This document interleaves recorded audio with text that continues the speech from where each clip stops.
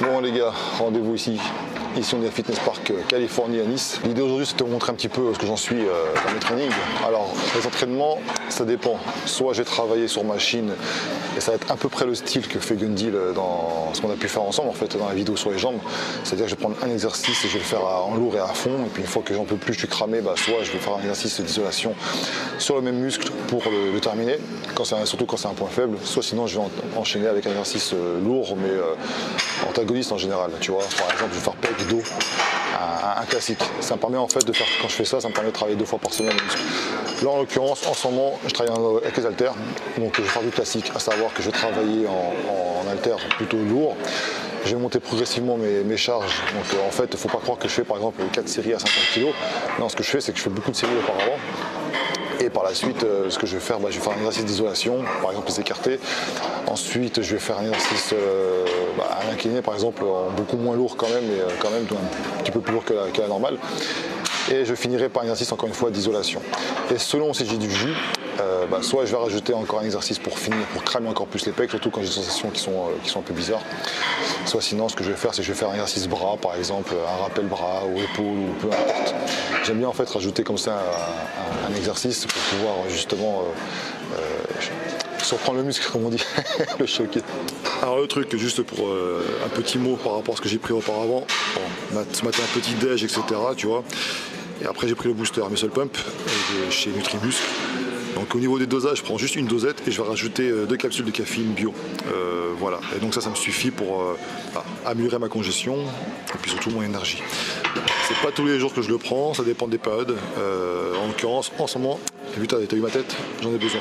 Au niveau de l'échauffement, j'ai oublié les non élastiques. Donc ce que j'aime bien faire en fait, c'est échauffer évidemment progressivement tout l'ensemble du corps. Donc là, ce que je vais faire, parce que vu qu'il y a un petit peu trop de monde ce matin, habituellement j'utilise aisément la poulie, encore faut-il que les poulies soient très bien réglées. En l'occurrence ici c'est le cas. Ce que je fais là, c'est que je vais prendre des haltères, des petits haltères, des petits poids, là je suis à 4-5 kg. Je vais m'échauffer les épaules, les triceps, même les biceps. Il n'est pas débile aussi de s'échauffer les ischios, parce que quand tu as tendance à pousser à des charges lourdes au développé couché, tu sollicites fortement les ischios et c'est pas impossible de te blesser là-dessus si c'est froid. Donc ça c'est une partie que je vais pas te montrer parce que ça va être trop long la vidéo. Le but du jeu c'est pas faire une vidéo non plus de 3 heures. Mais voilà, en tout cas je fais ça progressivement et après ce que je fais c'est du classique. Je vais augmenter mes charges sur un mouvement clé, c'est-à-dire le développé couché. Je vais augmenter mes charges progressivement et l'amplitude je vais l'augmenter progressivement sans non plus trop exagérer. On me demande toujours combien de séries, combien de reps, etc. Déjà l'échauffement en fait ça me permet de savoir dans quel état de forme je suis. Si je vois que ça brûle trop vite, ça fait mal trop vite, c'est que clairement je suis fatigué, donc je peux m'amuser à faire le foufou. En l'occurrence là ça peut aller. J'ai un peu mal aux articulations parce que ça fait quelques semaines que je travaille lourd. Donc ceux qui me suivent depuis très longtemps savent que je travaillais pas lourd jusqu'à présent.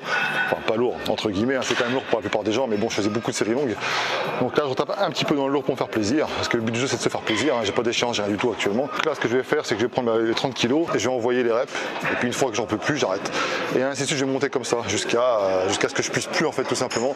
Donc forcément au début tu vas essayer d'avoir un peu plus d'amplitude que d'habitude, sachant que j'ai des longs bras, j'ai pas un torse en plus extrêmement développé, donc je peux pas m'amuser non plus à descendre trop bas pour pas me déchirer. De toute façon quand tu vas augmenter le poids, ce qui va se passer c'est que tu vas perdre un petit peu en amplitude. Voilà, c'est le jeu, ça marche comme ça de façon en musculation. Alors important, j'en vois beaucoup qui prennent les haltères au début avant de commencer. Vous faites attention à l'exécution pendant l'exercice, mais vous ne faites pas attention pendant que vous prenez les haltères, vous les déposez. Il y a beaucoup de blessures comme ça qui arrivent. On colle bien les épaules et on descend.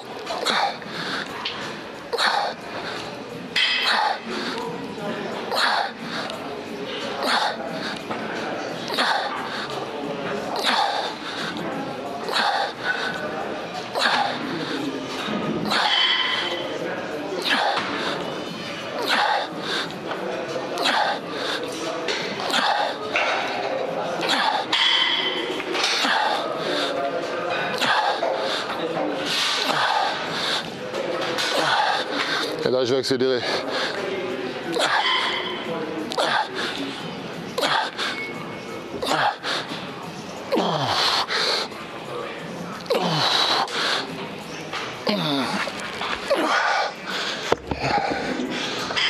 Faut pas croire quand tu montes comme ça avec des charges entre guillemets plus légères que tu bosses pas. Je pense sincèrement, pour un point de vue construction musculaire, je bosse plus quand je suis ici que quand je travaille en lourd. Pour moi le lourd c'est un kiff Le but du jeu, c'est d'augmenter ses charges. Mais voilà, je pense que pour l'hypertrophie musculaire, franchement, quand je prends du 30-35 kg, jusqu'à 40, c'est là que je passe le plus. Les temps de pause, on me pose la question, qu'est-ce que tu prends comme temps de pause? C'est simple, quand je fais du lourd comme ça, je prends au moins 2 minutes. Et je dis au moins parce que de toute façon, je prends le temps qu'il faut en fait, en vrai. Si quand je reprends ma série, là par exemple, je vois que je perds 5-6 reps, c'est que clairement, j'ai pas assez récupéré. Après, j'essaie de faire en sorte aussi que ça soit trop long, parce que sinon ma séance va durer 4 heures. Mais voilà, entre 2-3 minutes, je suis bien. Et quand je fais d'isolation, je dépasse pas la minute 30. Donc là, j'ai monté les poids progressivement. Je me suis rendu compte au fil du temps que mine de rien, je suis un peu crevé. Alors je vais pas faire ma shot parce qu'en fait hier soir j'ai fait une séance cuisse qui a fini jusqu'à 22-30. Donc ce que je fais, c'est que je vais quand même attaquer les 50 kg, 52 je crois même. Et puis je vais voir. Mon esprit me dit tu seras moins efficace que d'habitude, mais le mental dit t'inquiète pas, on va tout déchirer. Enfin le but du jeu c'est pas de déchirer un muscle non plus. Ça serait con quand même. Donc rigole caméraman. Donc dans ces cas-là, ce que je fais, est-ce que je vais arrêter ma séance? Si jamais je vois que ça passe difficilement ou que je suis pas très efficace, et ben on a la chance après d'avoir des machines de qualité, des machines convergentes par exemple, où là tu peux travailler vraiment en lourd toujours, mais plus sécure, tu n'as plus la stabilité, etc. Parce qu'en fait finalement quand tu es fatigué, en tout cas pour moi, pour ma part, ce que je dis là c'est des petites astuces que j'ai trouvées pour moi, et puis ça peut peut-être te servir à toi j'espère, mais si tu as l'instabilité en moins quand tu es fatigué, du coup tu as un risque de blessure en moins, tout en continuant à travailler, etc. D'ailleurs les machines c'est excellent, quand tu as des bonnes machines de musculation, c'est excellent pour travailler seul, en sécurité, et pour aller au-delà des limites, parce que quand tu es tout seul, si tu galères pour refaire ta rep, c'est plus difficile, tandis que là ici tu peux reposer, reprendre, faire du partiel, etc. C'est un peu plus sécure. Donc là on va essayer, on va voir ce que ça donne. Donc toujours pareil, la prise importante.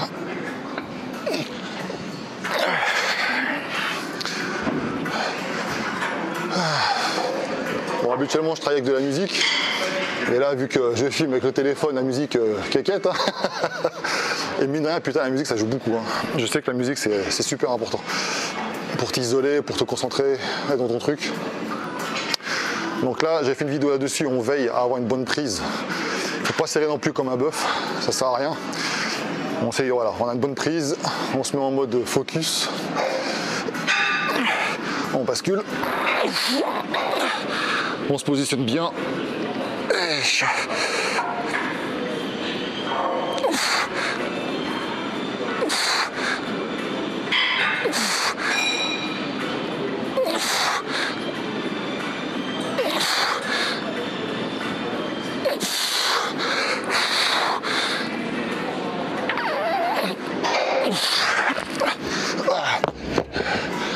Voilà, j'aurais pu très bien te montrer une séance de muscu où j'enchaîne les 4 séries, etc. comme ça. Là aujourd'hui, c'est pas ça, je suis pas en forme, un petit peu de fatigue nerveuse, c'est l'échec.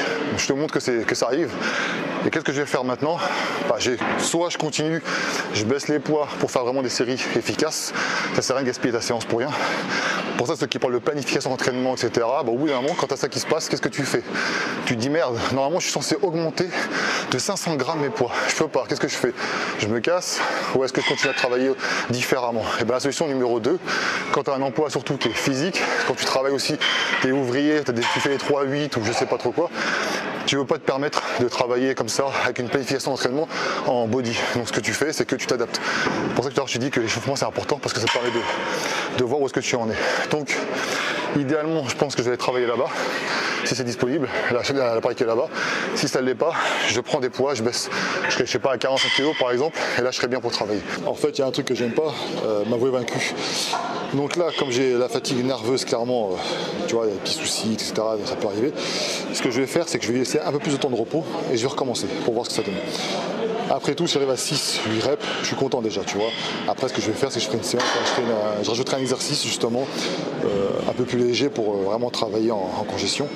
Mais voilà, donc là, ce que je vais faire, c'est que je vais laisser un petit peu reposer. Je vais essayer de reprendre, voir ce que ça donne. Donc, comme je te disais, en fait, à l'instant, c'est que ce qui se passe, fatigue nerveuse, c'est clair, je le sens, je le ressens. Tu sais, tu trembles un petit peu de partout, etc. Je me suis dit, on va voir si c'est pas un souci de recrutement, toi nerveux. Tu sais, des fois, tu as j'ai entendu parler de potentiation, etc. bon, des fois quand vous soulevez une charge, elle peut vous paraître lourde, vous la soulevez difficilement, vous laissez reposer, vous la ressoulevez après, et là ça vous paraît un peu plus facile. Donc je me suis dit peut-être que c'est ça, donc je vais réessayer, on va voir ce que ça donne.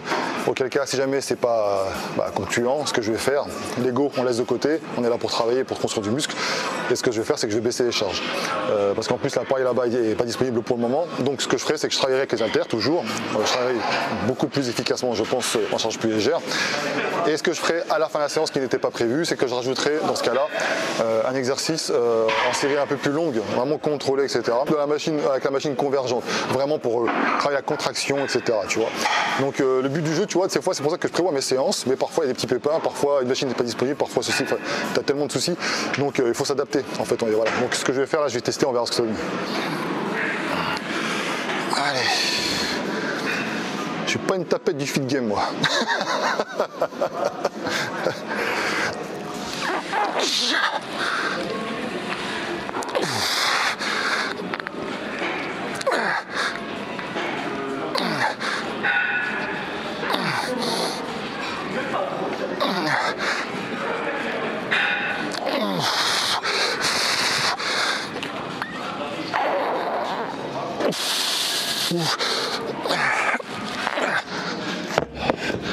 Ah bah si en fait. Bon, histoire de me reposer un peu, je vais faire des écartés haltères, parce qu'avec les poulies c'est un peu difficile là. Donc écartés haltères, des séries longues, la brûlure, congestion, c'est ça que je vise. Et ensuite je partirai sur un développé incliné classique.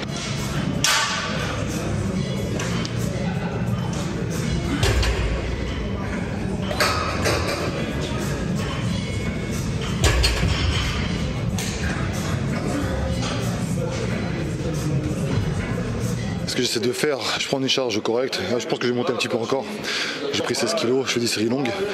Le but du jeu c'est d'essayer de tendre les bras, alors pas étendre à fond évidemment, hein, ça dépend de ta souplesse, etc. Enfin, tu connais. Et à la fin pour gratter quelques reps supplémentaires, quand vraiment ça brûle, tu vas plier légèrement les bras, donc du coup tu vas un petit peu plus t'aider. Hein. Le but du jeu c'est voilà, de finir ces pecs. C'est un mouvement très intéressant, surtout à la poulie je trouve, pour ceux qui ont du mal à développer leurs pecs avec les exercices traditionnels, tu vois, style développé couché, etc. Tu vois, dans la vidéo avec Gun Deal, on disait choisissez un exercice et faites-le. En fait, la multitude d'exercices qui existent, c'est surtout une question de sensation, hein. Parce que dire ouais, développer un kiné, tu vas développer le haut des pecs, etc., machin, ça se discute. Mais en vrai, quand tu travailles les pecs, tu travailles les pecs, quoi. Donc c'est plus pour moi, je pense, une question de sensation, on va dire de bien-être, comment tu te sens. Tu choisis ton exercice et c'est celui-ci que tu vas faire, voilà, que tu vas blinder en termes de charge, etc. Et le reste, après, pour moi, c'est la finition. Donc il y a plusieurs différents avis là-dessus. C'est pas mon avis qui compte, c'est juste ce que je pense. Et donc tu peux tester, et voilà, ça peut t'aider, pourquoi pas.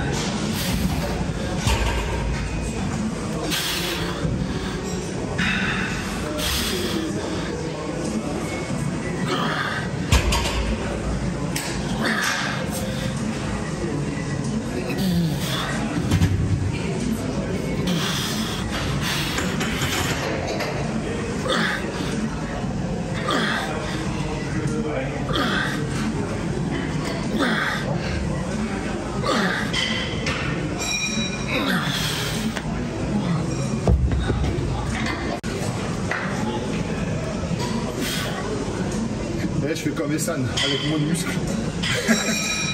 Je montre. Bon, j'espère que tu as pu voir un petit peu comme le mouvement, parce que je mets toujours le pull en fait. Tu vois, parce que j'ai tendance à me refroidir un peu trop vite. Et puis là, je ressemble à un gros locum, hein, comme tu as pu le constater, donc on se camoufle. Hein. Quand je serai en mode open again, je montrerai tout le temps des bardeurs, c'est connu, hein. Quand tu te sens bien dans ta tête, tu te montres.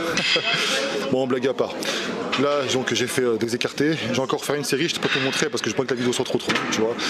Je te montrerai les séries, les plus efficaces, voilà, où il se passe quelque chose. Là, ce que je vais faire ensuite, je suis une dernière série, je vais passer au développé incliné. Pour les charges, on va voir ce que ça va donner. Hein. Je vais essayer de 40-44 kg maximum. Je pense 40 kg aujourd'hui parce que je suis pas très en forme.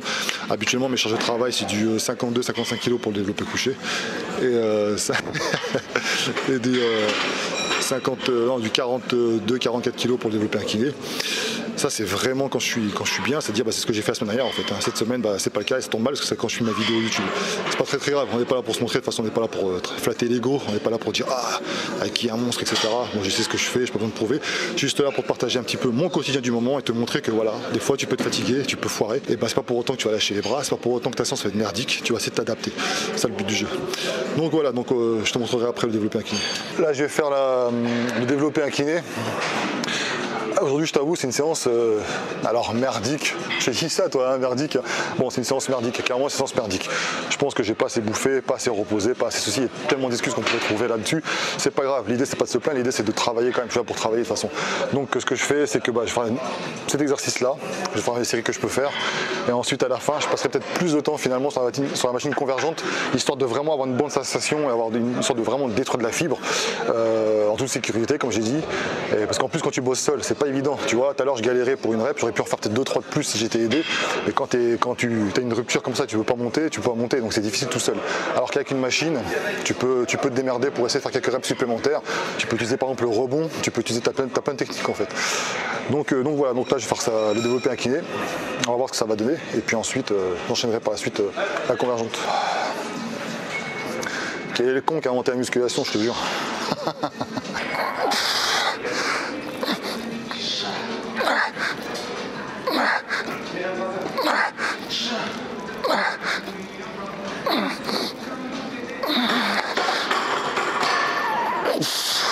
Allez, encore une. Eh ben non. Tu vois ça que je te parlais. J'aurais pu en faire une. Il m'aurait fait un tout petit coup de pouce. Et tu l'as pas, tant pis. Hein. Donc dans ce cas-là, les machines, c'est ton ami. Ah putain. Bon là écoute, séance développé incliné. L'exercice développé incliné, ça a été fait, c'est bon. Aujourd'hui c'est vraiment difficile. Hein. Tu vois, c'est pas très vendeur. Hein. Les mecs, on va te montrer souvent des vidéos, motivation, machin, où tout est bien, on t'enlève les séries ou ça foire. Moi j'essaie de te montrer la réalité. La réalité, c'est qu'on peut pas être tout le temps performant et que 90% du temps je le suis. Il n'y a qu'à voir de toute façon. Mais là aujourd'hui, voilà, on peut en tirer des leçons. On en parlera un petit peu à la fin de la vidéo. Parce que l'idée, encore une fois, c'est que ce qui se passe là, c'est la réalité de ce qui se passe pour tout le monde en fait. Et l'idée, c'est d'en tirer des petites leçons, des petites astuces qui pourront, j'espère, t'aider. En fait, c'est le but. En fait, tu vois, c'est pas de me mettre en avant et te montrer des performances, etc. Machin. Ça, je peux très bien te le faire. Hein. Si tu en veux, je t'en fais des vidéos performances. Hein. Je dors bien, je prépare correctement et puis je te fais des séries avec des 60 kilos, des machins, tout ce que tu veux. Hein. Puis je te montre évidemment que le meilleur, avec des ralentis, de la musique épique, etc. Je te fais croire que je galère, alors qu'en fait, pas du tout. C'est ma première rep. Bref, des petites astuces comme ça. Non, l'idée, c'est de te montrer, voilà, la musculation, qu'est-ce que c'est. La musculation, c'est, tu vois, ça répond un petit peu à ceux qui me disent, est-ce que tu planifies les entraînements? Non, ma planification dépend de tellement de facteurs que je peux pas me permettre. Si tu travailles dans un bureau, tu as des horaires fixes, etc., tu peux te le permettre. Voilà. Moi, c'est pas le cas. Donc là, tu vois, j'ai travaillé là-dessus. Pour finir, j'ai travaillé vraiment en série longue, vraiment congestion à mort, à la brûlure, je veux que ça explose. Et ensuite, si j'ai un petit peu d'énergie, je vais faire un petit exo d'isolation triceps à la corde. Et puis on sera bien, Donc là par contre je vais me donner à fond, là tu vois je suis stabilisé, je vais pas m'amuser à monter trop lourd, je vais prendre peut-être je sais pas 20 ou 40 kg maximum par bras. Et je vais envoyer du steak comme on dit. Bon, tu m'excuseras pour l'angle, là je suis tout seul pour filmer, je vais pas emmerder les mecs autour de moi pour le faire. Donc là ce que j'ai fait quand la caméra était éteinte, j'ai testé un petit peu différentes charges. 40 kg, j'aurais pu, 60 même j'aurais pu. Mais l'idée c'est de ne pas s'amuser à faire du lourd, là c'est vraiment travailler correctement, contrôler la charge et en série plutôt longue. Ce qui fait que là j'ai opté pour du 30 kg par bras. Et en fait le nombre de séries ça va dépendre en fait de mon état. En gros ça veut dire que si je suis capable de faire 4 séries, 5 séries je les ferai. Et puis le nombre de reps c'est pareil. Si jamais je descends en dessous des 12, ça voudra dire que stop, j'arrête.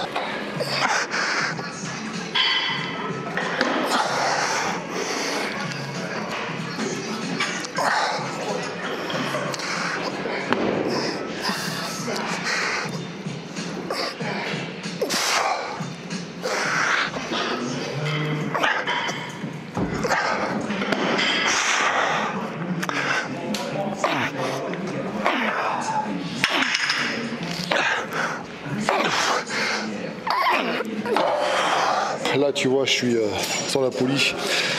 Alors aujourd'hui j'ai fait donc quelques exos pour les pecs évidemment, pas mal de séries au final, pas aussi lourd que je l'avais espéré, pas aussi efficace que j'avais espéré, mais c'est pas grave. On se rattrapera je pense dans la semaine, j'irai faire une petite séance rappel, histoire de. Là je vais finir un petit peu, je vais profiter du fait que j'ai sollicité les triceps de par les exercices de développer pour les finir les triceps, ça c'est toujours ça de prix. Et puis on se retrouve après à la fin à la maison tranquille pour discuter.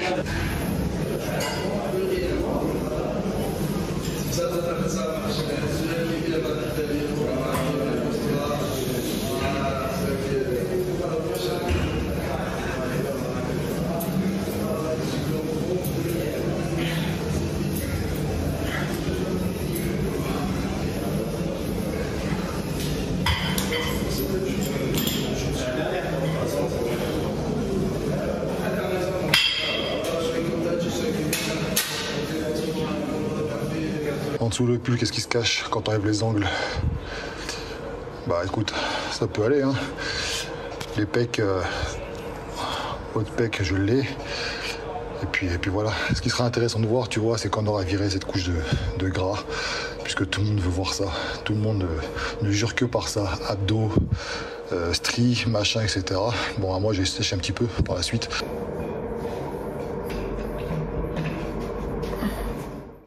On me pose la question de ce que je prends avant l'entraînement. En fait, très simple. Hein. Deux produits, évidemment, j'ai Nutri-Muscle. On va en parler un tout petit peu. Tu as le Muscle Pump, j'en ai déjà parlé brièvement auparavant. Alors en fait, à l'intérieur, qu'est-ce qu'il y a à l'intérieur? Divers acides aminés, notamment des BCA, la citrulline de base, l'arginine de base. Donc ça, c'est pour tout ce qui est justement la congestion, notamment. Hein, ça va jouer sur ça, entre autres. L'isoleucine, écoute, ça c'est pour la récupération. La bétalanine, mais c'est le label carnosine. Donc ça c'est vraiment un label qualité, c'est le top du top. À savoir, ça va apparaître, enfin ça va éviter qu'en fait apparaisse rapidement justement cette sensation de brûlure. Tu as l'arôme et les prébiotiques, probiotiques. Et puis c'est tout, comme ils disent. Donc je prends ça avant mon entraînement. Je prends une seule dose, ça me suffit. Ça me permet en fait concrètement de ressentir une bonne congestion. Ça m'aide surtout dans les moments où tu es un peu fatigué. C'est toujours intéressant. Je vais additionner ça avec la caféine, donc bio. Et voilà, donc il conseille de prendre une gélule, moi j'en prends 2 voire 3, hein, ça dépend de mon état de fatigue. Ça a un effet un petit peu moins rapide comme j'ai pu constater auparavant en d'autres boosters, mais en tout cas ça a son petit effet, justement c'est moins brutal si tu préfères, voilà, c'est moins brutal et voilà. Et par rapport, un petit point que je voulais dire par rapport à ça, souvent j'ai des retours des gens qui me disent ah c'est pas bon, etc. En fait le truc c'est que si vous voulez déjà les éliminer, déjà c'est pas bon à la base, il y a un arôme dedans, mais si vous voulez après avoir des produits justement où c'est très important pour vous le goût et ce genre de choses, forcément qu'il va devoir y avoir des ajouts d'édulcorants, de je ne sais quoi d'autre encore là-dedans, et ce sera forcément au détriment de la qualité. Donc quand vous choisissez des produits pour la qualité et l'efficacité, eh bien parfois il faut se dire qu'il y a des petites concessions à faire, même si encore une fois Nutri-Muscle, de toute façon leur intérêt c'est qu'à chaque fois quand ils mettent à jour des produits comme ça, le but du jeu aussi c'est de convenir à un plus grand nombre. Mais bon en tout cas voilà, c'est une question de goût, hein. Pour certains c'est imbuvable, pour d'autres ça l'est. Bon en tout cas ça ne me dérange pas, de toute façon quand vous avez des difficultés avec de la poudre, vous pouvez prendre des produits aussi sous forme de gélule, voilà.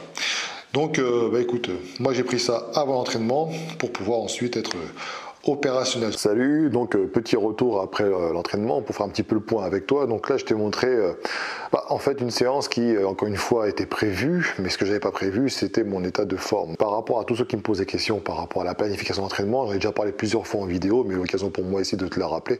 Bien évidemment tout ce que je dis il faut pas le prendre comme pour argent comptant. L'idée c'est de discuter avec toi, et puis en fonction de ce que je rencontre comme obstacle ou quoi, eh bien tu peux t'en servir comme une expérience que tu peux peut-être l'expérimenter toi-même, tu peux peut-être même vivre la même chose. Enfin voilà, toujours est-il que planifier un entraînement, je n'y vois pas d'inconvénient. Moi, tu sais, je suis pas extrémiste dans le sens où je vais te dire qu'il faut surtout pas faire ça, c'est de la merde, etc. Tu prends Michael Gundil par exemple qui est contre ça, et en fait il est contre ça parce que je suis plutôt d'accord avec ce qu'il dit, parce que c'est tellement logique, à savoir que la planification d'entraînement, comme j'ai dit en vidéo, ça peut être intéressant pour des personnes qui ont une vie stable, un emploi avec des horaires régulières, voilà, pas trop de contraintes, etc. Maintenant, même encore, ces personnes-là ne sont pas à l'abri un jour d'être fatiguées. Pas sur les gens, les tableaux, hein, les chiffres. J'ai beaucoup de mal avec notamment mes propres élèves, donc même avec moi-même, de me dire, bon, bah, la semaine prochaine, je rajoute, je sais pas moi, 1 kilo. Bah ouais, mais si tu peux pas les ajouter, qu'est-ce que tu fais? Tu vas à la salle, tu dis, je suis pas en forme, je fais quoi? Bah, logiquement, tu devrais adapter ta séance, tu devrais faire une séance qui soit quand même productive, mais voilà, peut-être que tu n'arriveras pas finalement à rentrer dans les clous de ton programme qui est planifié, et pour diverses raisons. Bon, en l'occurrence, moi, tu vois, comme j'ai expliqué, en fait, en ce moment, bah écoute, j'étais extrêmement fatigué. Au départ, quand je me suis échauffé, je pensais que c'était bon, tu vois. Et puis en fait, au final, quand j'ai commencé à soulever des charges, je me suis dit, ça ne fait pas. Je travaille avec des charges qui sont quand même lourdes et j'enchaîne les séries, il n'y a pas de difficulté particulière. Et puis là, j'ai eu du mal. Donc je me suis dit, au lieu d'arrêter de filmer et puis de me dire, bon bah c'est pas grave, je ferai une autre vidéo pour la prochaine fois pour montrer finalement de quoi je suis capable. Bah après, j'ai préféré te montrer ceci, c'est comme d'habitude, c'est la réalité, te montrer que quand ça va pas, quand tu prévois une séance et que cette séance-là, finalement, ne se passe pas comme prévu, qu'est-ce que tu fais? Alors, j'ai tenté plusieurs étapes. Alors, ce que tu n'as pas vu, évidemment, c'est qu'avant d'entamer les 52 kilos par bras, j'ai fait pas mal de séries avant, avec les 20, 30, 40, etc., tu vois.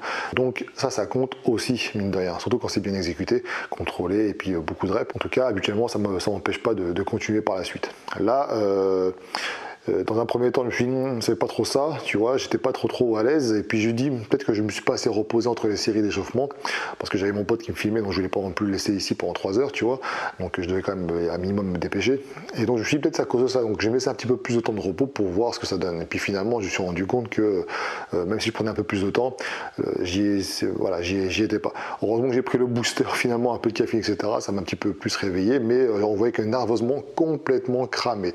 Pourquoi? Ça, c'est une leçon évidemment à prendre. Si vous vous entraînez le soir et puis qu'après le lendemain matin vous avez une séance de muscu qui est prévue parce que votre emploi du temps ne vous permet pas de vous entraîner le lendemain soir, eh bien ne vous amusez pas comme ça à soulever à travers un muscle assez gros tel que les pectoraux. Je pense qu'il est intéressant, enfin, ça dépend de votre récup évidemment, mais en tout cas si vous avez du mal à récupérer, eh bien peut-être mieux vaut enchaîner un travail avec les épaules par exemple, ou les bras, pourquoi pas, enfin peu importe en fait finalement, mais toujours est-il que c'était contre-productif. Donc j'ai essayé quand même de faire une séance productive, je me suis rattrapé notamment avec le développé incliné, mais c'est pas trop ça. Donc bon, pour les pectoraux, ce que j'ai préféré, donc finalement j'ai été beaucoup plus efficace dans les écartés et ensuite avec la machine convergente. Là je suis vraiment arraché et puis voilà, donc la séance n'est pas contre-productive, elle a été utile, elle a été faite, mais c'était toujours, voilà, c'est pas une séance qui s'est passée comme prévu. C'est les aléas finalement de tout ce que vous le vivez tous de toute façon. Ça, il y a des fois tu vas à la salle, tu dis putain j'ai pas envie. Pour identifier après les facteurs, je pense qu'il faut que je fasse attention justement à ces problèmes de récupération, de sommeil. On n'a pas tous une vie facile, hein, on n'est pas au courant de la vie privée de chacun, etc. Toujours dit que c'est pas forcément évident. Ça en fait, et donc ça joue forcément sur l'entraînement. Au niveau de la diète, parce que ceux qui posent la question par rapport à la diète ne change pas. Actuellement, je suis toujours à une diète plutôt de maintien. Je ne change pas de poids, je suis toujours à 107,5 kg, plus ou moins.